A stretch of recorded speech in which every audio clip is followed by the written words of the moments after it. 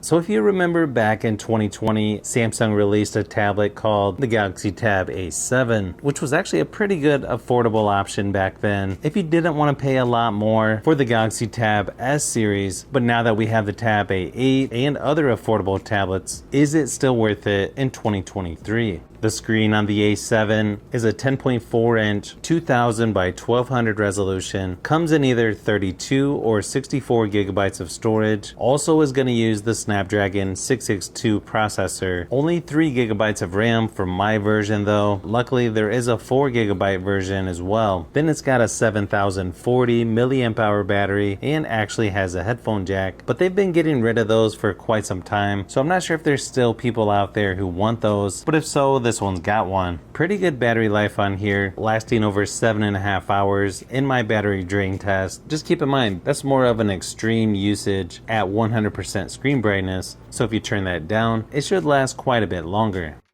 As far as software goes, this one's been updated to Android 12, One UI 4.1. Unfortunately, I don't know how much longer this one's going to get software and security updates, as this could be the last major update it gets, so that's definitely something to consider. Also, I've seen rumors of a 2022 edition, sort of like they did with the Tab S6 Lite, which I would probably prefer that over the Tab A8 if it's going to be available in the United States.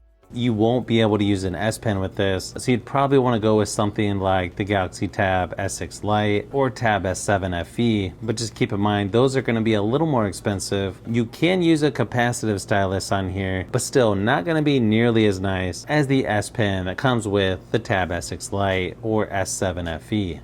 Besides having a nice and vibrant screen on here, probably even better than the Tab A8 in my opinion, could be one of the reasons why this tablet was so popular. This one's got nice build quality, a loud quad speaker setup, and has Dolby Atmos, which is going to make the speakers sound a lot better in my opinion. And these are easily some of the louder speakers on a tablet in this category. Here's a quick sample just to give you an idea of what to expect.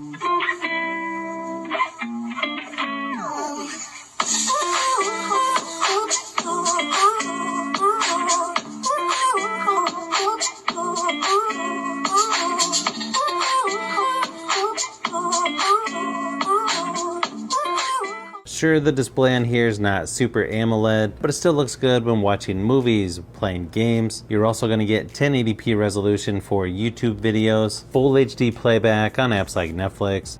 But then as far as performance goes, this one's not going to be the most powerful out there, especially when you're just looking at Geekbench scores, so don't expect to do a lot of video editing or more graphic intense stuff on here, but still not bad for doing more basic things. Playing games like PUBG Mobile, Asphalt 9 are going to be fairly smooth on here with decent graphics, and sure, it's not going to be the best at gaming, but in my opinion, it's still fun to play games on. One feature you don't get on here is Samsung DeX, but you can still connect a keyboard and mouse to be a little more productive while typing out a paper or using split screen to get stuff done a little faster. You also have things on here like double tap to turn on or double tap to turn the screen off. When it comes to cameras, these are sort of what you would expect on a tablet like this. Not going to be the best out there, but if you need to get by for a Zoom meeting or other video conference calls, this might be just good enough to get the job done. Here's a few samples of photos and video just to give you an idea of what to expect.